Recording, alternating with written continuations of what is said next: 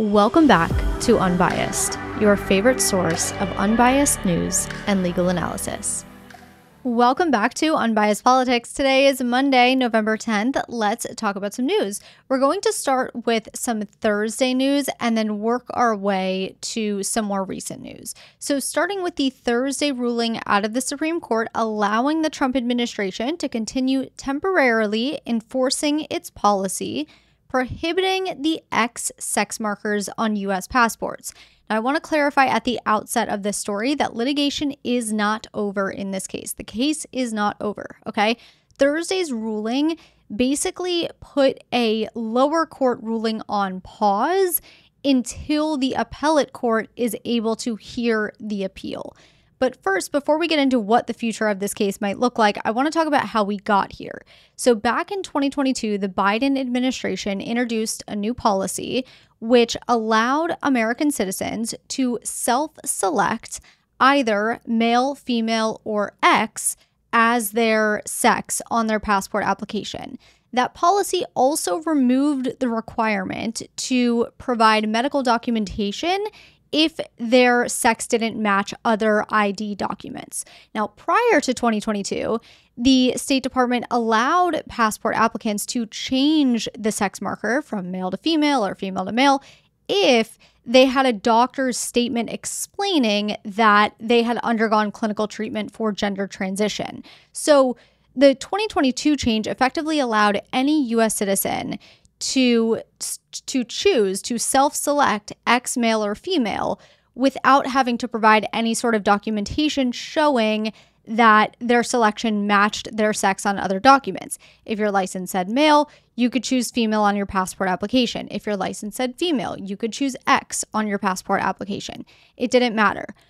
But once Trump returned to office in January, he signed an executive order that said that the federal government would only recognize two sexes, male and female. That order also instructed the State Department to require that government-issued ID documents, including passports, visas, global entry cards, accurately reflect the holder's sex. So, in accordance with that order, the State Department went ahead and revoked the policy of allowing the X marker on passports. The department also halted new applications with the X marker and froze requests to change existing male or female markers to X. Already issued X passports remain valid, okay? So this rule change applied to applications that were pending.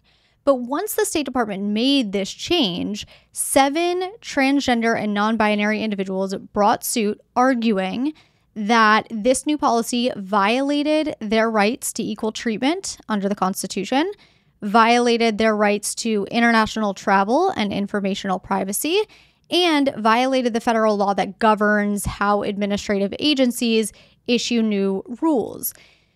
Before we get into how the courts ruled here, I want you to remember the hierarchy of federal courts. So you have the district courts, which are the lowest level of courts.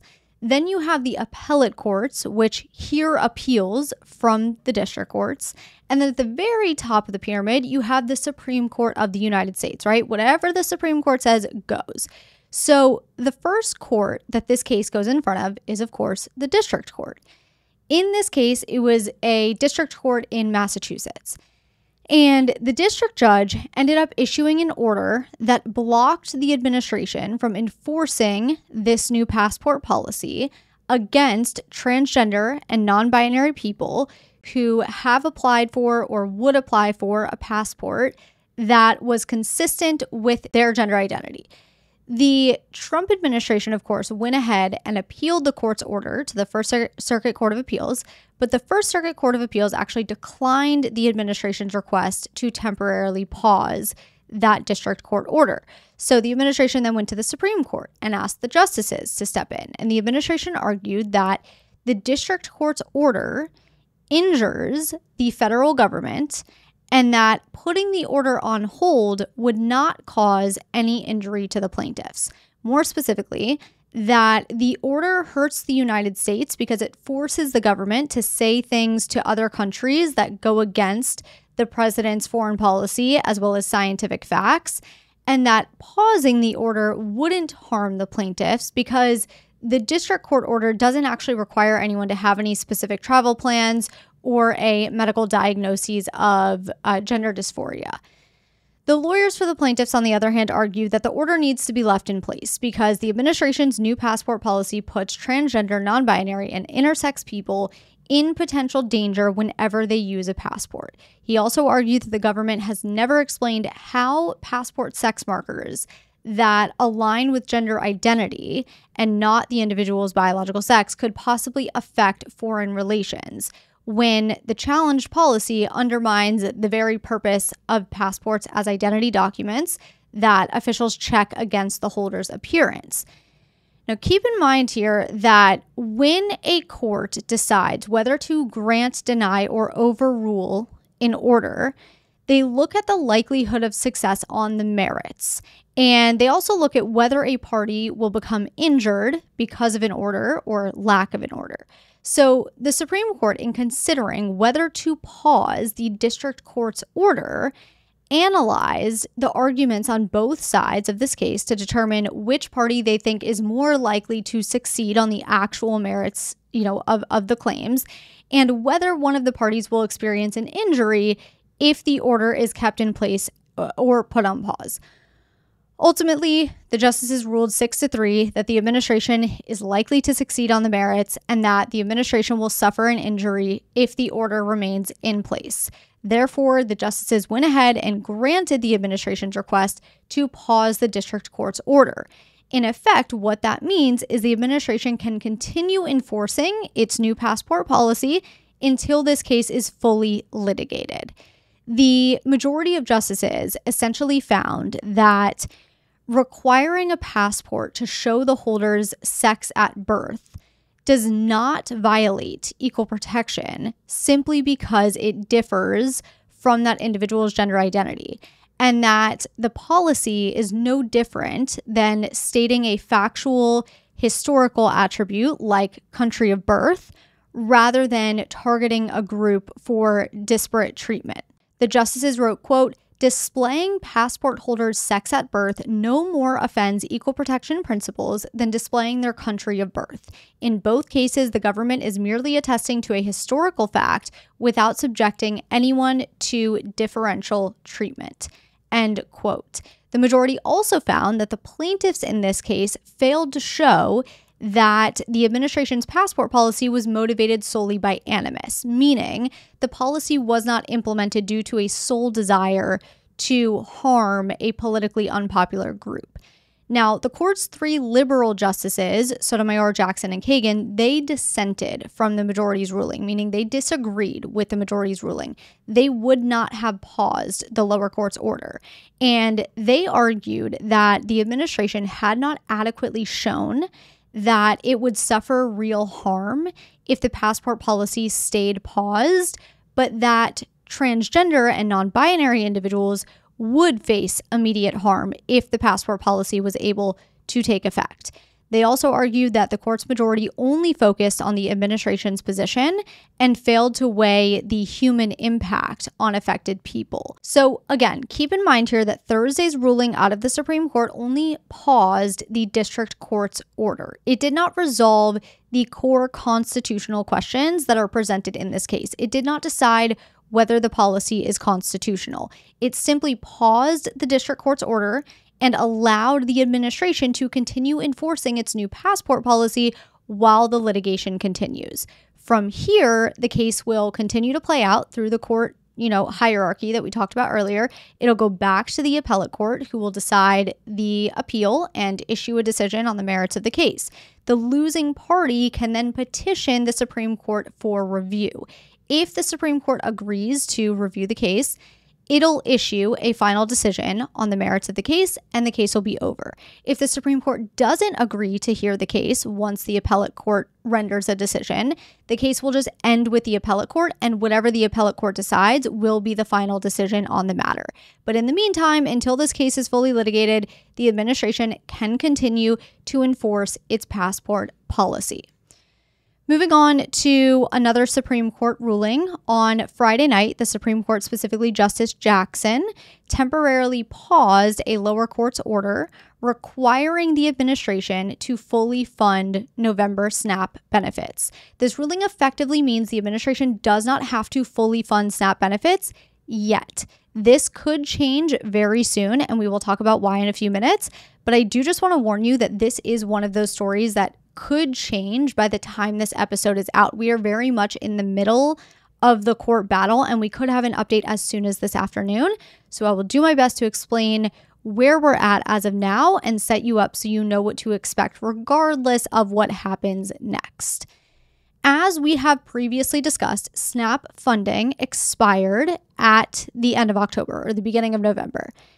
In response, several states sued the administration, arguing that the federal government needed to tap into its contingency fund to help cover November benefit payments.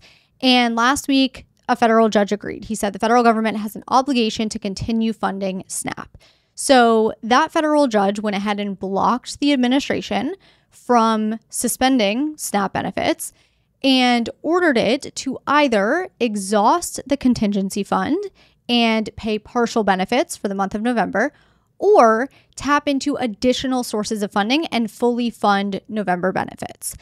The court said that if the administration opted to partially fund benefits only using the contingency fund, it would have to pay those partial benefits by last Wednesday. Now, the administration did ultimately opt for the partial payment option using what was left in the contingency fund, but it did not issue the funds by Wednesday.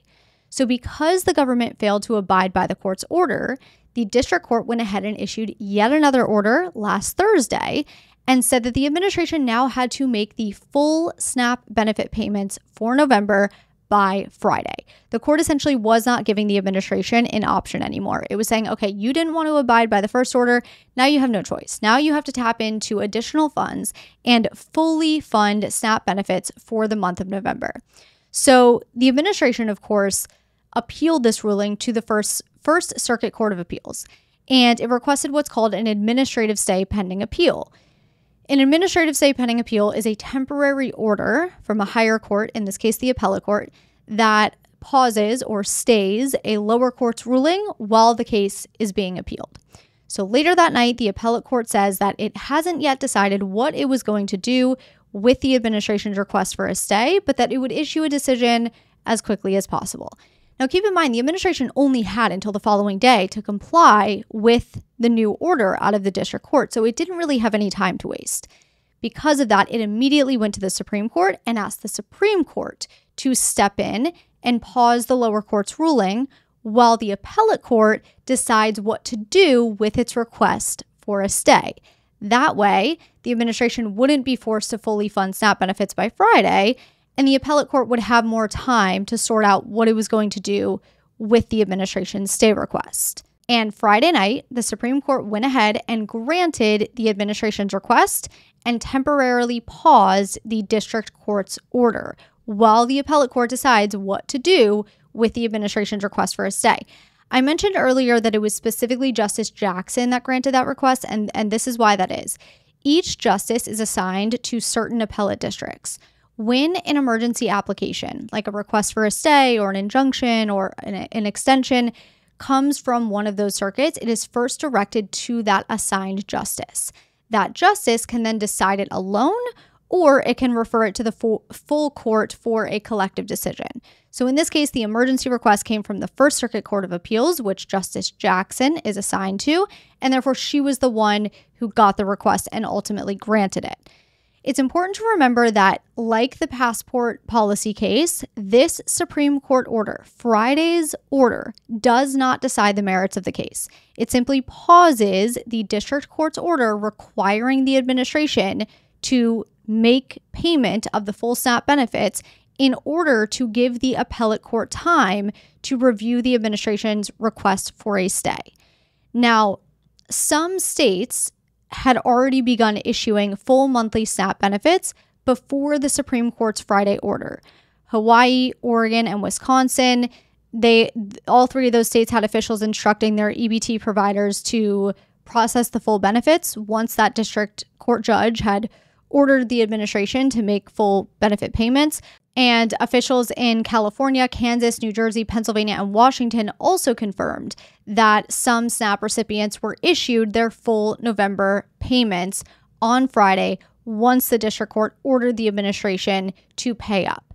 So what I want to do here is I want to take the first break here. And when we come back, we'll talk about what happens now that some states have instructed benefits, be dispersed, and why the USDA is now telling states to immediately undo any steps that were taken to send full SNAP benefits.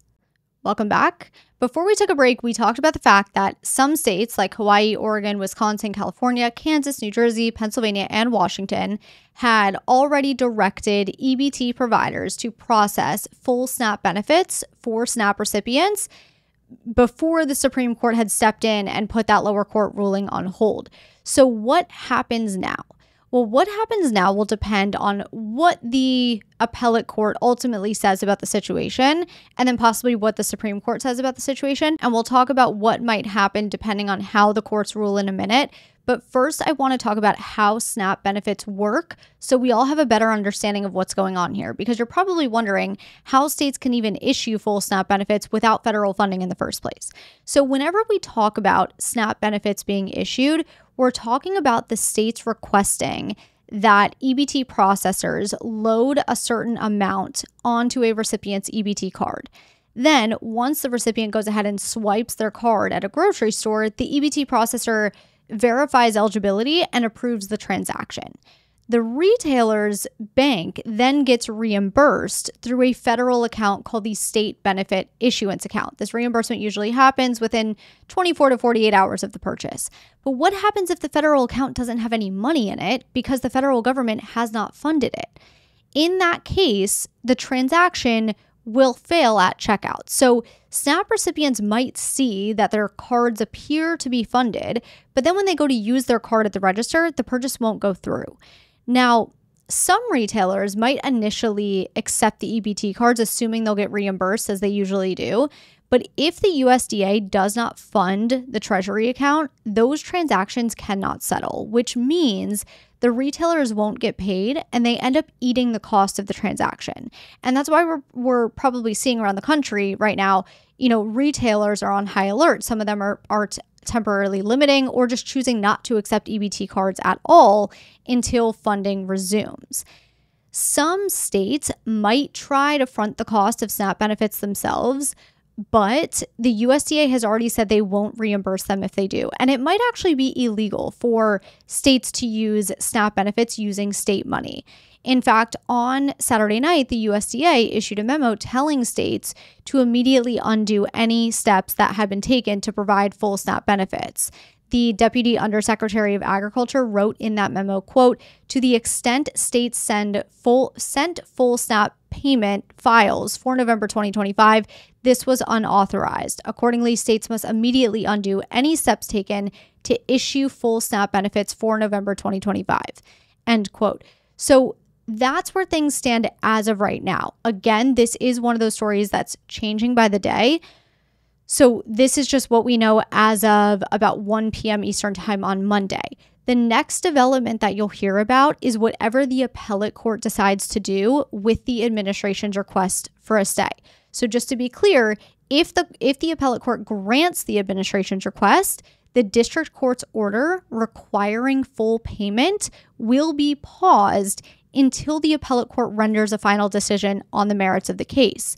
In other words, the administration wouldn't be required to fully fund November benefits until the appellate court issues a final decision on the matter once it actually considers the arguments presented in the case.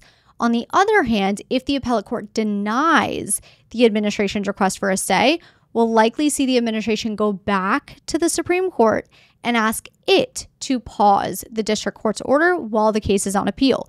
Because remember, the pause that Justice Jackson just granted on Friday was a very, very temporary pause. It's only in effect until the appellate court decides what to do with the administration's stay request. But if the appellate court ultimately decides to deny the administration's request for a stay, the administration can always go back to the Supreme Court and say, okay, look, the appellate court didn't grant our request, but will you guys grant our request? And if the Supreme Court does grant it, then the district court's order would be paused for the duration of the litigation, just like what we saw in the passport case. If the Supreme Court doesn't grant the administration's request, though, and the request had already been denied by the appellate court, then the district court's order would become active again, and the administration would be required to fully fund SNAP benefits.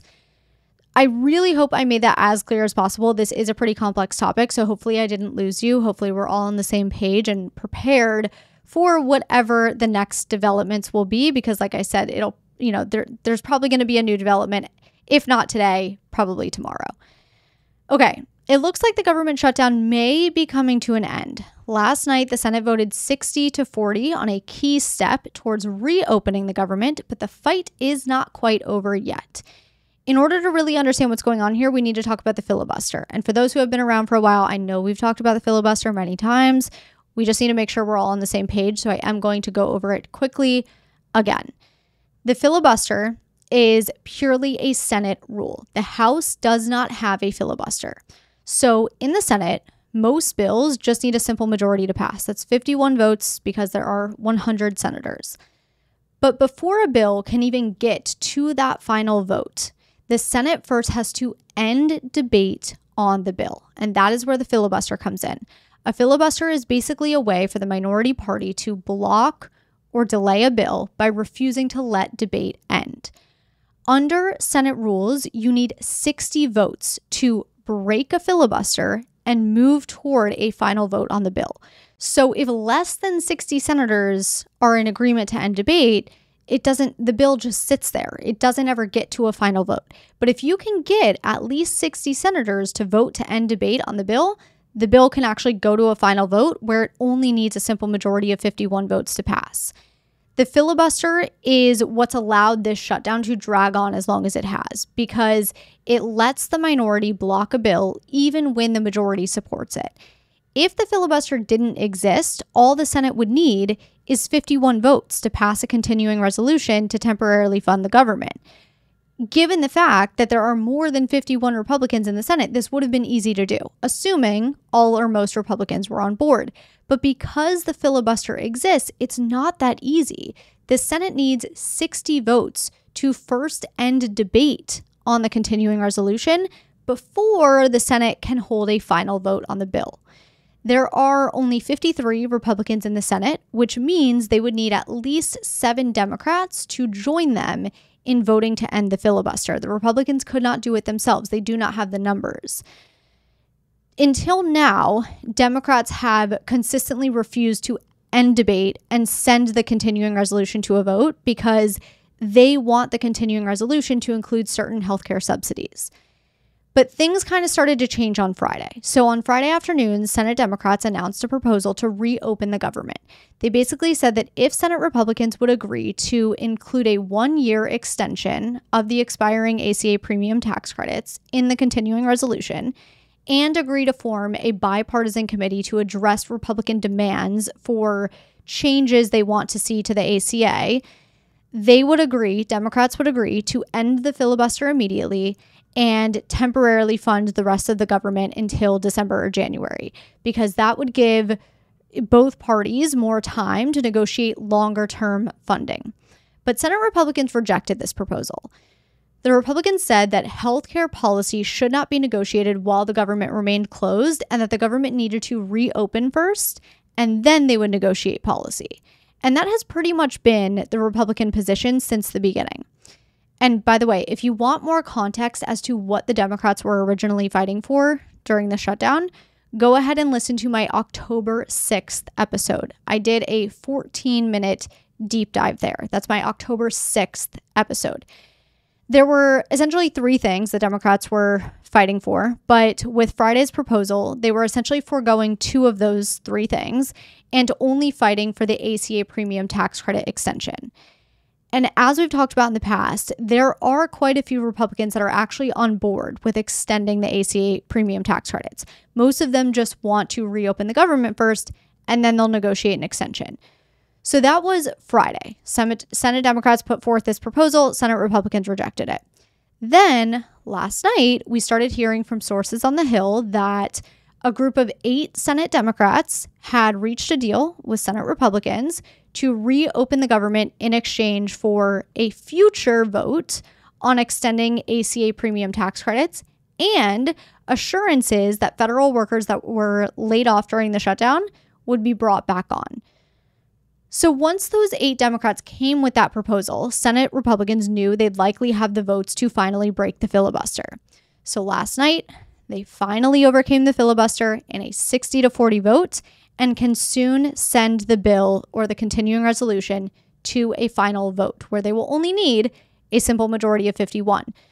Keep in mind, though, that this does not mean the shutdown is over today, okay? Now that the Senate has overcome the filibuster, Senate rules allow a single senator to force the chamber to spend up to 30 hours debating the bill before the final vote. Those 30 hours are divided equally between both parties. And during this time, senators can make speeches, they can offer comments, they can try to negotiate small changes, or they can just try to build public attention. So even if everyone knows the bill is ultimately going to pass after those 30 hours, the Senate still has to wait for that debate clock to expire, unless both sides agree to shorten it. Now, if we assume that one senator will force debate for another 30 hours on this continuing resolution, that means the Senate might not hold a final vote on the bill until tomorrow. Then, once the Senate passes the bill, let's say tomorrow, Tuesday, it has to go to the House for a vote. And I know some of you might be thinking, wait, I thought the House already passed a continuing resolution and we've just been waiting on the Senate this whole time. Yes, the House did pass a continuing resolution earlier, but because the Senate is now changing the text of the continuing resolution to reflect the agreement that it reached with Democrats, the House will now have to vote on this new version. The Senate and the House have to pass the exact same text before it can go to the president. And that also means that if the Senate passes this new continuing resolution and the House changes even one word of it once it gets to the House, the bill would actually have to go back to the Senate and pass the Senate again. So let's play this out, hypothetically. Let's say the Senate passes this new continuing resolution tomorrow, once the 30-hour debate expires. From there, it'll go to the House. House lawmakers get 36 hours notice before any votes are called. That 36-hour notice period started today. That means the House could vote on the bill as early as Wednesday, possibly not until Thursday, depending on when all of the lawmakers are able to get to the Capitol, considering the House has been in recess for over a month. Speaker Johnson did say today, though, he is hoping for a Wednesday vote. If the House passes it, it'll go to the president for signature. The government will reopen. But remember, if the House even changes one word, it'll have to go back to the Senate and we'll do this all over again. So the bottom line is that the Senate has finally broken the filibuster, but the process is not over. The Senate still has to wait out the final debate period. The House still has to pass the Senate's new version, and the president still has to sign it. So while last night's vote is a big step towards reopening the government, it's not reopening just yet. We are closer than we've been in over a month, but we're just not there yet. The earliest we could see the shutdown end is Thursday, but it could be later depending on everything we just talked about. And again, just as a quick reminder, if you really want to understand what the shutdown fight has been about all along, I urge you to listen to my October 6th episode. I detail all of the Democratic demands there.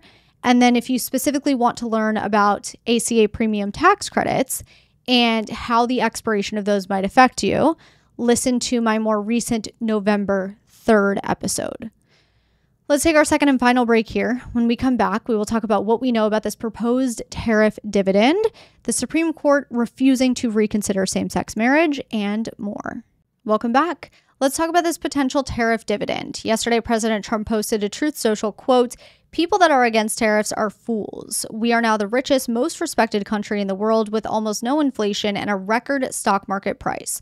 401ks are the highest ever. We are taking in trillions of dollars and will soon begin paying down our enormous debt, $37 trillion. Record investment in the USA, plants and factories going up all over the place, a dividend of at least $2,000 a person, not including high-income people, will be paid to everyone, end quote. Now, his post did not clarify who exactly would qualify for this payment or how it would be distributed or a timeline or the legal processes involved in enacting such a policy. So all we can really do here is guess. The language of the post suggests a proposal to provide a payment of at least $2,000 to lower and middle income Americans, presumably funded by the revenue that the U.S. collects from tariffs on imported goods. What this payment will look like, we don't know. It could resemble a stimulus-style check mailed to households. It could be issued as a tax refund. We just don't know. Now, if this were a stimulus-style check, Congress would need to authorize the payments, and there would obviously need to be enough tariff revenue to cover the cost, which currently it doesn't look like that's the case. Treasury Secretary Scott Bessent suggested that the dividend could come via tax cuts. He said that he has not spoken to the president about this idea, but that the dividend, quote, could be just the tax decreases we are seeing on the president's agenda. No tax on tips, no tax on overtime, no tax on Social Security, deductibility on auto loans, end quote. Now, Bessent's idea does sound a little different than what the president is proposing, just from, how his wording was phrased in his post. But again, at this point, we really don't have much information. Why is the president proposing this idea? Well, for one, we know the Supreme Court is currently considering the legality of the tariffs, specifically whether Trump had the lawful authority under the International Emergency Economic Powers Act to impose these tariffs in the first place. So this could just be a play to get more public support for the tariffs, though that wouldn't really impact what the Supreme Court ultimately decides. Another key piece of context to keep in mind is how tariffs work and who ultimately pays them. Because a lot of people think, let's say the UK is facing a 10% tariff. People think the UK is facing a 10% tariff, which means the UK pays the US 10% to send its goods to the US. But that's actually not how it works. If there is a 10% tariff on goods from the UK, American businesses wanting to import those UK goods have to pay a 10% tax to the US Treasury. Now, when American businesses have to pay 10% more to import certain goods, their prices go up to account for the increased costs, right? And then the American consumer ends up paying the higher prices. So while tariffs are seen as a way to make foreign countries, quote unquote, pay, and there are arguments for that, the economic burden actually falls on American businesses and in many cases, American consumers. So that is why Trump is seemingly proposing this dividend, to American consumers. It would be a way to repay low and middle income American consumers for the additional money that they are spending due to these tariffs. At the end of the day, a lot is not clear. We do not know how the dividend would work in reality. We do not know if the dividend will even become a reality. All we really know is that if it did become a reality, higher income Americans would be excluded. But we also don't know what that income cap would even be. So there are a lot of unknowns here. Earlier today, the Supreme Court said it would not reconsider the right to same-sex marriage. Let's talk about this for a second, because back in August, I got on this mic and I said, listen, this is what you need to know about what's going on. We do not know if gay marriage equality is going to be struck down, as some people are claiming. Could it be? Maybe. Could it not be? Maybe. But the Supreme Court hasn't even agreed to hear the case yet. And there were a lot of creators on social media and a handful of outlets that were trying to tell you that marriage equality was going to be struck down. And that gets the views, of course, right? But I took the high road, as I do, and I said, hey, there's no clickbait here. This is what could happen. These are the possible avenues that this could go. And I'm really happy that I did that, because I think a lot of you came out much more informed than you otherwise would have been listening to literally anyone else. Now, a lot of people have said to me today, well, the court overturned Roe versus Wade, and the same-sex marriage case was similar to Roe's, so it wasn't really fear-mongering by saying marriage equality is going to be struck down. It was a real possibility. And here's my response to that. I see what you're saying, but the context that's really important to add there is that Roe versus Wade was similar, but also very different from Obergefell. Roe versus Wade was based solely on a right to privacy, which the court has historically been critical of, given the fact that the right to privacy is not explicitly in the Constitution. Obergefell, on the other hand, was in part based on a right to privacy, yes, but more so based on equal protection. Equal protection is a much, much stronger foundation than the right to privacy. In fact, after Roe was decided, Justice Ginsburg, one of the court's most famous liberal justices, said that she wished Roe had not been decided on a right to privacy basis because it leaves the case very vulnerable to being overturned down the road. And of course, we know that it was ultimately overturned. So what I'm trying to say here is that Obergefell is similar to Roe, yes, but it's also very different in a very important way.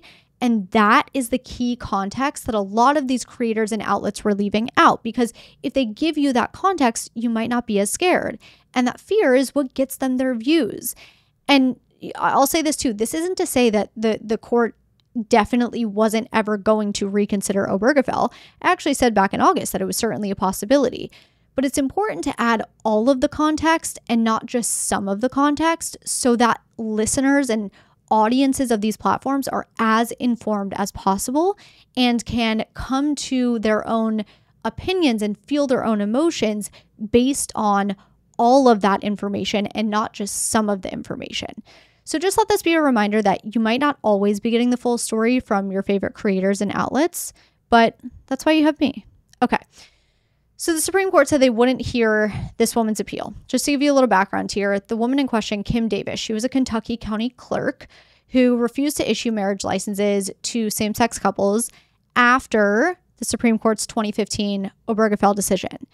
The couple that was denied a marriage license ended up suing Davis for monetary damages, and they won. A jury awarded the couple $50,000 each. Davis then appealed that ruling to the Sixth Circuit Court of Appeals, and she argued that she should not be held liable for damages because issuing a marriage license to a same-sex couple would have violated her right to freely exercise her religion. And on appeal, the court said, no. You are acting as a state actor here, not a private citizen, because you were issuing marriage licenses for the state. So you don't get to claim a constitutional violation like a private citizen would. You're protected by the First Amendment as a private citizen, sure, but when you're acting on behalf of the government, you are not afforded the same protection. So after that, Davis went to the Supreme Court, and she asked the justices in her petition to not only review the Sixth Circuit's decision that she's not protected by the First Amendment as a state actor, but also to overrule Obergefell entirely. She argued that the right to same-sex marriage has no basis in the Constitution, and therefore it should be overturned. Now, once she petitioned the Supreme Court to review her case back in August, the court had two options. They could either grant her request or they could deny her request. If they had granted her request, they would have eventually heard arguments in the case and decided whether there was any merit to her claims and would have either upheld or overturned Obergefell, the case that granted a right to same-sex marriage. But they didn't do that. They denied her appeal. What that means is that the court will not reconsider Obergefell, and that the right to same-sex marriage will stand. Now, importantly, if someone else were to come to the Supreme Court asking it to overturn same-sex marriage, and they had, assuming they had the requisite standing and there was a lawful basis for the challenge, the Supreme Court would again have to decide whether to take up the issue. But for now, the right to same-sex marriage stands, and that is the end of it. Kim Davis, the woman at the center of the case, will have to pay the damages that the jury originally awarded the couple, and her case is now over. Now for some quick hitters, just a few today. Cornell University has reached a $60 million deal with the federal government to restore more than $250 million in federal funding for the school. The deal consists of a $30 million payment over 3 years and a separate $30 million investment in research programs that will directly benefit U.S. farmers through low costs of production and enhanced efficiency. Cornell also agreed to provide the government with anonymized undergraduate admissions data, which will be subjected to a comprehensive audit, conduct annual surveys to evaluate campus climate for Cornell students, and more. In exchange, the government will immediately restore all terminated federal funding and close all investigations into the school. The settlement adds to the list of settlements the administration has reached with other universities across the country, including Columbia, Brown, and the University of Virginia. The Supreme Court said today it will decide whether federal law prohibits states from counting mail-in ballots that arrive after Election Day.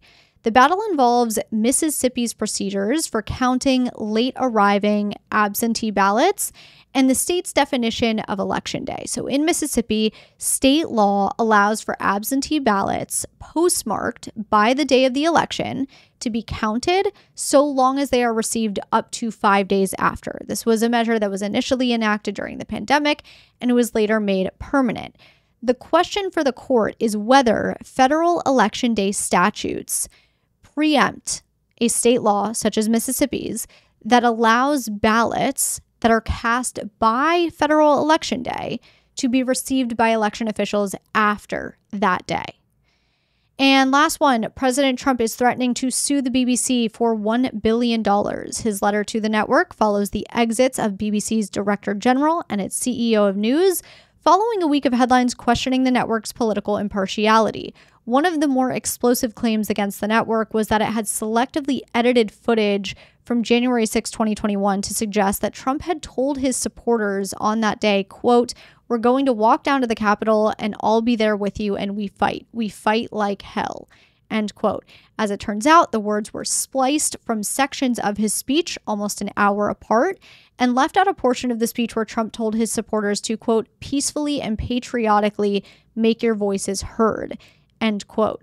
A letter from Trump's legal team gave the BBC a deadline of 5 p.m. Eastern Time on Friday, November 14th, to retract any false, defamatory, disparaging, and inflammatory statements about the president, and that failure to comply will leave the president with no choice but to enforce his, quote, "legal and equitable rights," including, quote, "by filing legal action for no less than $1 billion in damages," end quote. Okay, for today's critical thinking segment, I want to switch things up a bit. Usually we go back to a particular story in the episode, and then I'll ask you some questions to get you guys thinking about how you feel about that particular story, and I'll challenge your opinions a bit. But today, I want to challenge you to think about media literacy a bit. So obviously we talked about the Supreme Court refusing to reconsider same-sex marriage and the way creators and outlets used this case to spark concern and fear amongst the public.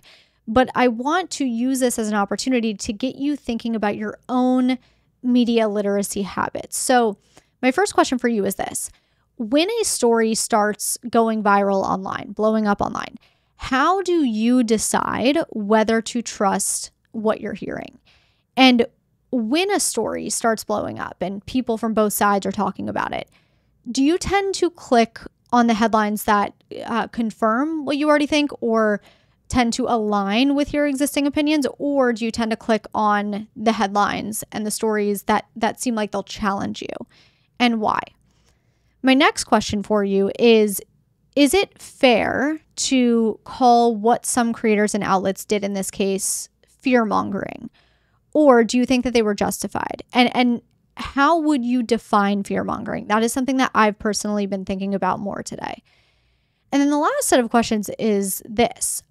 Do you feel like today's media landscape rewards creators and outlets who remain calm and factual and level-headed, or does it reward those who are more dramatic and emotional? And I guess a follow-up to that would be, how can you, as a listener or follower, help shift that incentive structure? That's what I have for you today. I hope you enjoyed this episode. I am very grateful that you are here, and I will talk to you on Thursday.